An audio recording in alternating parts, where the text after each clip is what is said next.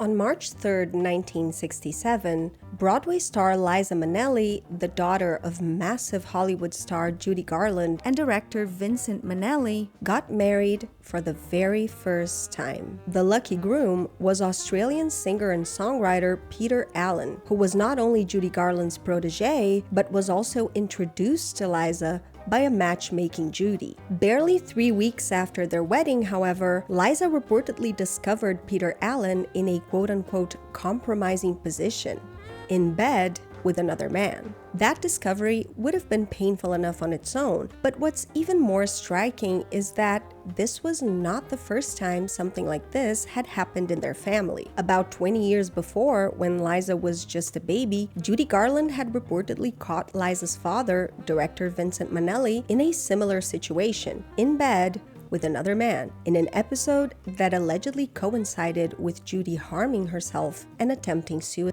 And actually, there's more. The pattern of forming relationships with men who were attracted to men didn't even begin with Judy. Judy's own mother, Ethel Gumm, had actually gone through something comparable. Guided mostly by artistic affinity, she married Judy's father, Frank Gumm, in 1914, when they both worked at a local theater, Ethel as the pianist and Frank as a singer. Despite the wholesome image of his musically talented family, Frank's pursuit of younger men occasionally became so brazen that the family was pressured to leave town and start over somewhere else. So we have 3 generations of women, all in show business, all in long-term relationships with men who were, to varying degrees, living outside the heterosexual script in private while performing it in public. Why did 3 generations of women make the choice of marrying men who were involved with other men, and often stayed with them well after finding out about it? How common were these types of relationships in Hollywood at large? What patterns can we identify in what Judy and Liza looked for in men or in relationships that led them to make these choices? And were these really necessarily mistakes? Or is it possible they might have had an authentic connection with these men that defied the labels and expectations of their time, and in some cases offered benefits and safety that more conventional relationships couldn't? In this video, we're going to look at these marriages not as punchlines or scandals, but as negotiations between desire and survival, personal queerness and public image, and the very narrow paths available to women and queer people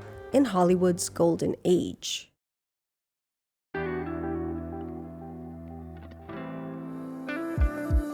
Hello, my restless friends. Welcome to Too Lady to Rest, where we talk about art, culture, and all things vintage gossip.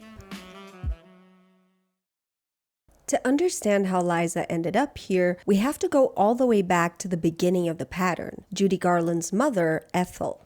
Ethel Milne was a pianist at a small-town theater in Superior, Wisconsin, where she met traveling singer Frank Gumm. They bonded over music first. He sang, she played, and together they were talented enough that people noticed. Eventually, they became so close that they agreed to get married. And then Frank abruptly left town for several months. This wasn't completely out of character. Frank's attraction to men had reportedly included crossing lines with much younger boys in previous towns, often requiring him to quickly leave and move on to the next town. In Superior, though the rumors were there and people were talking, it seemed that Ethel's interest in him did not change. Whether she didn't know at all, half knew, or decided she could manage it either way, she seemed to still want to be with him. When Frank finally came back, they married and later settled in Grand Rapids, Minnesota. With their 3 talented daughters, they built a little musical empire together, and their family act helped build their charming, wholesome image. Though the romantic part of their marriage faded, Ethel and Frank ended up finding a sort of working arrangement. While Ethel focused on the girls' careers and had an affair of her own,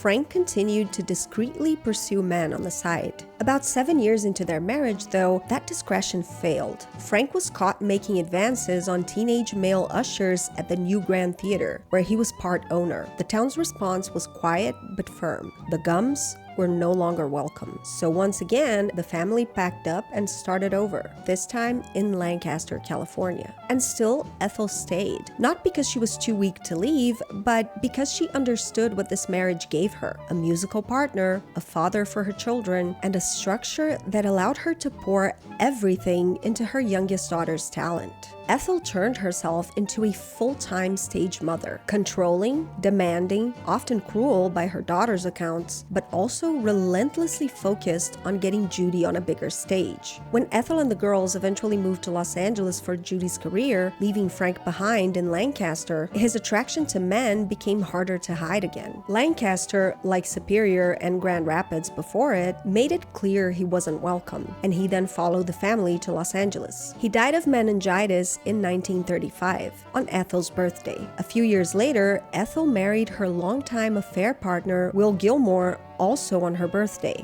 Her daughters reportedly saw this as erasing their father. I don't know though, can you really blame her for wanting a more positive association with her birthday than the death of her estranged husband? I can't. Her father's death left a gaping hole in Judy's heart, as she now felt no one quite loved her like her father had. His unwavering support of her talent and his abundant affection for her, especially in contrast with her mother's strict and overbearing stage parenting, clearly had given Judy a very specific reference for the kind of love she craved. An older man, of course. Like her father, he had to know music and deeply connect with her on an artistic level. He had to make her feel like the most beautiful, talented, special person alive, just like her father had made her feel. And when a young and famous Judy was desperate to escape her mother's overwhelming control, Judy met just such a man, film director Vincente Minnelli.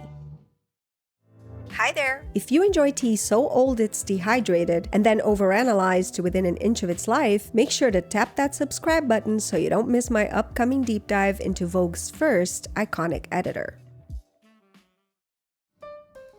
When 21-year-old Judy Garland was assigned to be directed by 40-year-old Vincente Minnelli in 1944's Meet Me in St. Louis, they didn't click right away. She struggled to understand his artistic vision and was reportedly unhappy with the part. But everything changed when Judy saw the first daily rushes. Minnelli had used his expertise in light and composition to make Judy look more beautiful on film than she'd ever looked before. It eased her massive insecurities about her appearance and made her feel like a real star, finally on par with the women she'd always been unfavorably compared to, like Lana Turner. That melted the ice between them, and the two soon connected deeply. Charmed by Judy's talent, wit, and outgoing personality, Vincent was eager to take her under his wing and help her reach her artistic potential. Like Frank Gumm must have seemed to Ethel Milne back in the day, Vincente Minnelli was an accomplished, well-traveled artist, having spent several years in the Chicago and New York theater scenes before coming to Hollywood. Minnelli delighted in teaching Judy about all of the things that he loved, like art, antiques, and jewelry, and he loved seeing New York City's cultural richness anew through her discovering eyes. Judy, for her part, enjoyed being welcomed into Vincent's circle of intellectual New York friends, and felt profoundly validated by being taken seriously as both a woman and an artist by such a cultured man. Vincent's role in shaping Judy as an artist is hugely significant, and it's something we'll see echoed again in Liza's marriage to Peter Allen later on. This Pygmalion dynamic, an older man stepping in as mentor to a young woman he sees as a diamond in the rough, was central to why their relationship worked at first. Like Judy, Minnelli had grown up a sensitive theater kid, and they both carried a deep insecurity about their looks. Judy, whose beauty at the time didn't meet Hollywood standards, believe it or not, was cruelly reminded of her supposed shortcomings on a daily basis at MGM Studios. Louis B. Mayer, head of the studio, even affectionately called her, quote-unquote, my little hunchback. As a defense mechanism, Judy developed a savage, self-deprecating sense of humor, often laughing along with the people hurting her. Similarly, Vincent developed his own strategies for surviving his sense of inadequacy. Realizing the only way he could have the kind of beauty he admired was by creating it, he moved to Chicago in 1923 to pursue theater, eventually becoming a set designer for a major theater chain. There, he deliberately put himself through a makeover inspired by dandy painter James McNeill Whistler. He dropped his nerdy first name, Lester, in favor of his father's name, Vincent, with an added E at the end to suggest a touch of European sophistication, and began, quite literally, designing the version of himself he wanted the world to see. Just as Judy had been delighted by how Vincent was able to make her look in his films, Vincent was equally delighted by Judy's delight. As a true artist, He was captivated by her raw sincerity and vulnerability, finding profound professional and emotional fulfillment in being the first director to transform her from MGM's ugly duckling into a mature,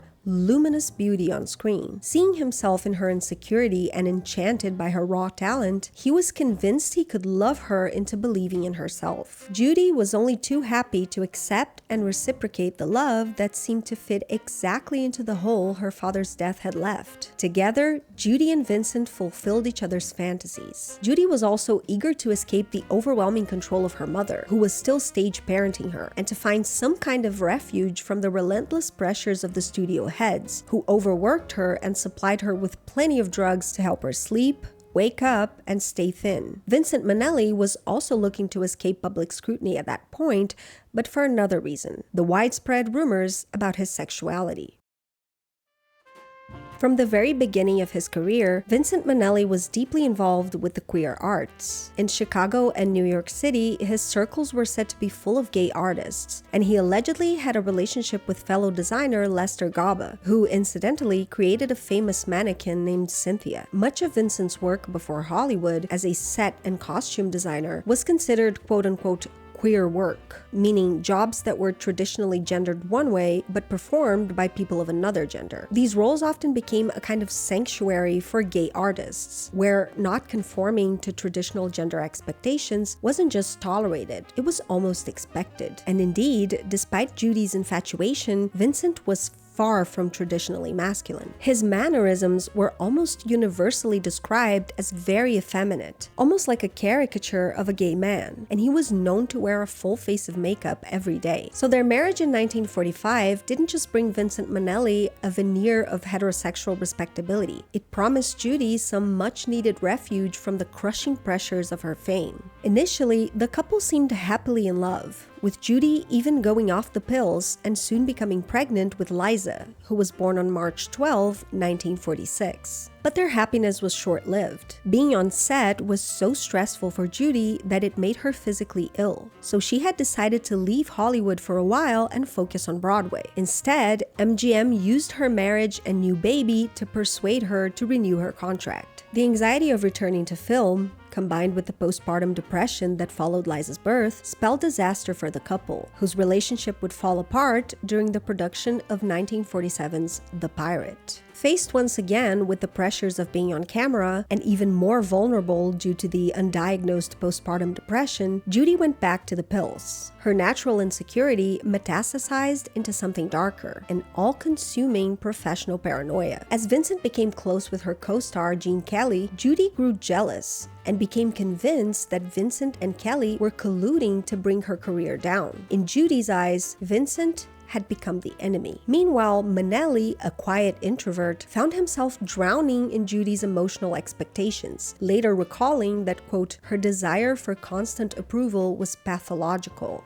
end quote. He felt pressured to single-handedly heal the deep scars left by her traumatic career and fractured family life, only to realize that no amount of love would ever be enough to fix her. As Judy's mental health struggles delayed the production, Minnelli was also caught between his duty to the studio as director and his duty to be a supportive husband, which only reinforced Judy's belief that he was siding with the system against her. This all supposedly came to a head at the end of the production of The Pirate in 1947. As Hollywood legend goes, a tired Judy came home one night and found Vincent in their bed with another man, allegedly someone who worked for them. Judy then locked herself in the bathroom and slashed her wrists. Vincent was able to reach her before she did serious physical damage, but the damage to their marriage was already done. On July 12 of that year, gossip columnist Luella Parsons reported that Judy had suffered, quote, a complete nervous collapse, end quote, and was admitted into a mental hospital. Not long after, Judy had her psychiatrist remove Vincent as director from their upcoming project, Easter Parade, accusing him of symbolizing all of her problems with their mutual employer, MGM Studios. Judy and Vincent would still go through several cycles of fighting and reconciliation separation before officially announcing their separation to the press in 1950. During this time, Judy allegedly had affairs with other men, and frankly, it would be shocking if Vincent hadn't done the same. But even with the acrimonious end of their marriage, Judy and Vincent try to remain relatively civil with one another for the sake of co-parenting their only daughter, Liza Minnelli.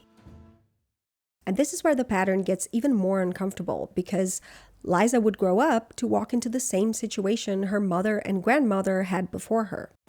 Inadvertently, Judy and Vincent ended up recreating the same emotional split Judy had grown up with. Judy supposedly tried to discipline Liza, but any effort on her part was completely undone whenever Liza spent time with her father. Vincent spoiled her rotten, showering her with love, affection, and whimsy. He spared no expense, gifting Liza a closet full of perfect miniature costumes from films and Broadway shows, like Gone with the Wind and The King and I. It was excessive, yes, but it was also a misguided attempt to compensate for the reality that Liza's mother was often too unwell to be a parent. After all, Judy's struggles didn't end with the breakdown of her marriage. They followed Liza throughout her childhood. At a young age, Liza was quietly parentified, tasked with running the household and looking after her mother and younger siblings. Some sources even claim Liza felt responsible for making sure her mother didn't overdose, having had to navigate several of Judy's suicide attempts while growing up. So much like Judy had with Ethel, Liza also had to navigate some pretty heavy associations with her mother, a kind of love that was laced with fear and obligation. Being with Judy meant walking on eggshells. Being with Vincent, on the other hand, meant lightness, costumes, and escape. And once again, the queer father became the safe, sparkling refuge from the unbearable mother. Still, Judy and Vincent both inspired and encouraged Liza's artistic career, and she eventually earned her first Tony Award in 1965, at only 19 years old. By then, Judy had married and divorced producer Sidney Luft, her third husband, and was on her fourth, an actor named Mark Herron. Judy met Herron at a party, and it was his fawning admiration for her that won her over. However, Herron was allegedly gay, and Judy herself later claimed in her divorce deposition that they'd never even consummated the marriage. While that part can't exactly be verified, Herron apparently had a lifelong relationship with fellow actor Henry Brandon, which was only briefly interrupted by his marriage to Judy, and they stayed together until Brandon's death. It seemed that once again, Judy had married a queer man who couldn't give her the heteronormative marriage the world expected. It was allegedly Mark Herron who discovered Peter Allen, Liza's first husband, as he was performing at a Hong Kong bar in 1964. When Herron brought Judy to see Allen perform, she was extremely impressed and asked him and his partner, Chris Bell, to be her opening act in London, effectively taking Peter under her wing and launching his career. Judy was reportedly so taken with Peter's talent, good looks, and adoring treatment of her that she decided to introduce him to Liza, hoping they'd hit it off. They did, instantly, once again bonding over their shared love of music. That sounds familiar. Like a faithful remake, just as Judy had once clung to Vincent as an escape from Ethel, Peter soon became Liza's primary buffer against her mother's volatility. Judy's addiction and mental health struggles often tipped into abusiveness with the people closest to her. Liza was deeply moved when Peter actually stood up to Judy on her behalf when Judy was cruel to her, telling her that she couldn't speak to Liza that way. He also ran interference when it came to Judy's crisis calls, fielding the incessant phone ringing and helping Liza carve out some independence as her own career took off. Despite Vincent's mysterious but very consistent disapproval of the relationship, almost like he could see the shape of the story before anyone else could, Liza and Peter married on March 3rd, 1967. Barely 3 weeks later, the other shoe dropped. Liza came home unexpectedly and found Peter in bed with another man. The discovery obviously devastated her, but it also reportedly gutted Judy, who cried over what she called, quote-unquote, mama's repetition, recognizing that her daughter was reliving a pattern that Judy herself had inherited. Despite this betrayal, Liza ultimately decided to work her way through it and stay with Peter, both because she loved him and because of the emotional support support he gave her in managing Judy. He was still the person standing between her and her mother's chaos. What apparently neither Liza nor Judy knew was that Peter Allen had allegedly also had an affair with Judy's own husband, Mark Heron, making the whole pattern feel even more claustrophobic.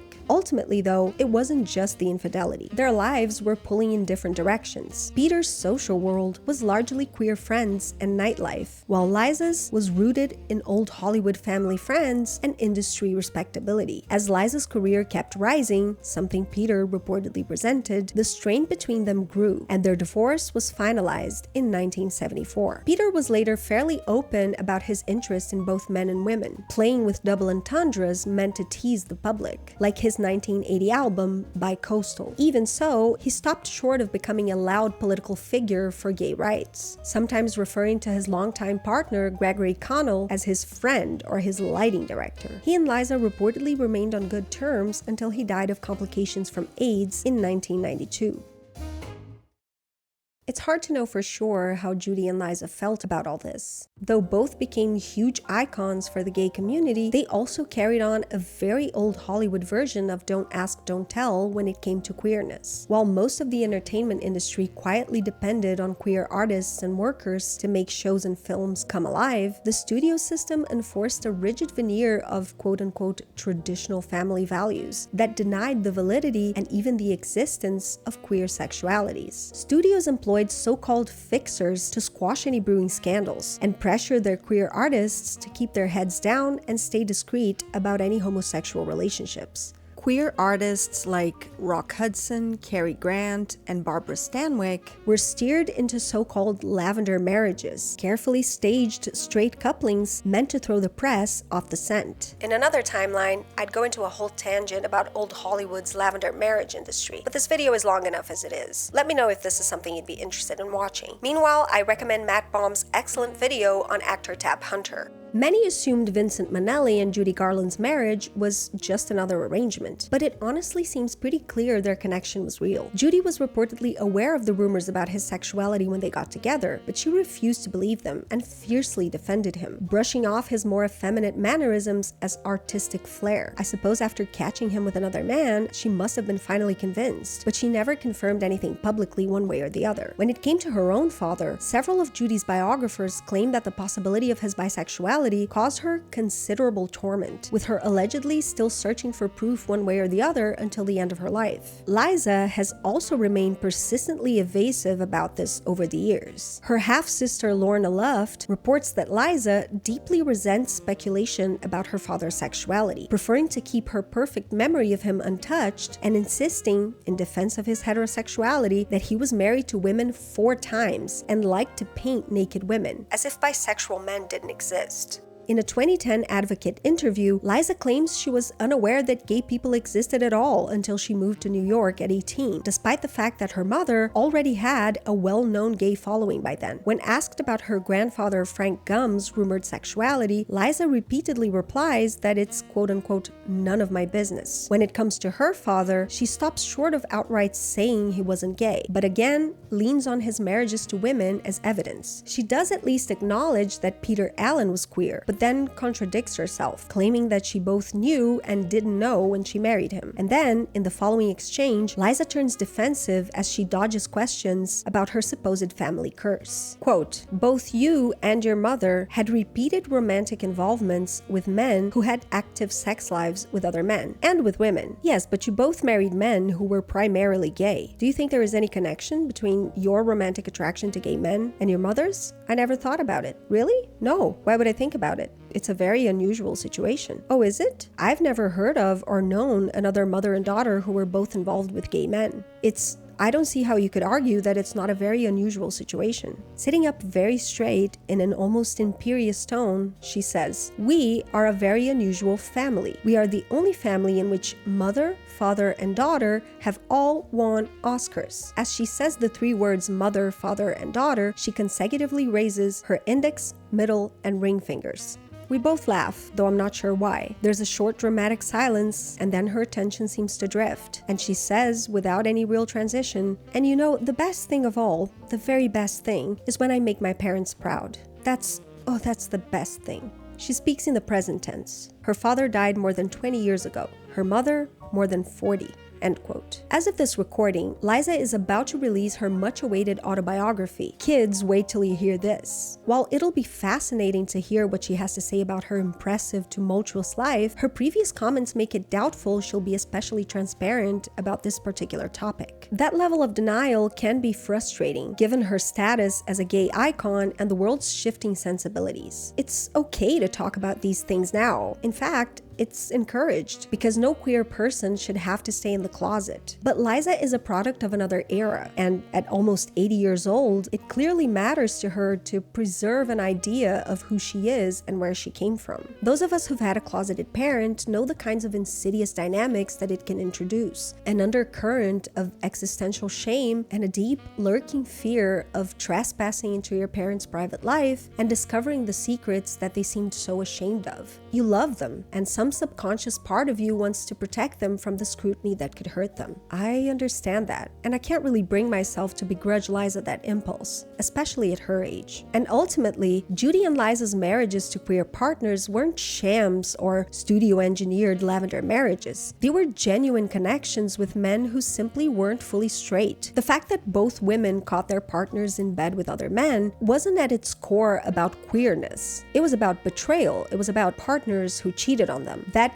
extra layer of stigma and scandal, the fact that these affairs were homosexual, comes courtesy of societal homophobia, which of course compounded the trauma of having to navigate those relationships in the first place. While I do think that Liza repeated several of Judy's mistakes, I don't think that being in unconventional, artistically fruitful relationships with queer men was necessarily one of them. The real inherited mistake was probably a tendency to get lost in fantasy, which made them both more likely to be blind to various red flags. And yes, these men were scummy for betraying their trust. Peter Allen's alleged affair with Mark Herron is particularly horrifying. But to be completely honest, cheating remains one of the least cancelable offenses a celebrity can commit. And it's not like Judy or Liza were saints in this department either. Both were rumored to have cheated on various partners throughout their lives. So instead of framing this as yet another tragic curse in the life of Judy Garland and Liza Minnelli, I think it's more productive to question the bisexual erasure that's built into that narrative. If these men had cheated with women, it would barely register as a scandal. But because they cheated with men, their wives seemed in a way to be devalued by association, like it's somehow on them for not choosing straight enough husbands, or not being enough to keep their husbands straight. The more we expand our collective ideas of what counts as a valid way to be or a valid way to relate to others, the more room we create for people to be authentic. And that in turn gives us a better shot at building relationships based on real mutual connection, ones that go beyond mere sexual orientation and actually allow everyone involved to be their true selves. Anyways, thank you so much for watching, and if you enjoyed this video, hit that like button and try watching this one next.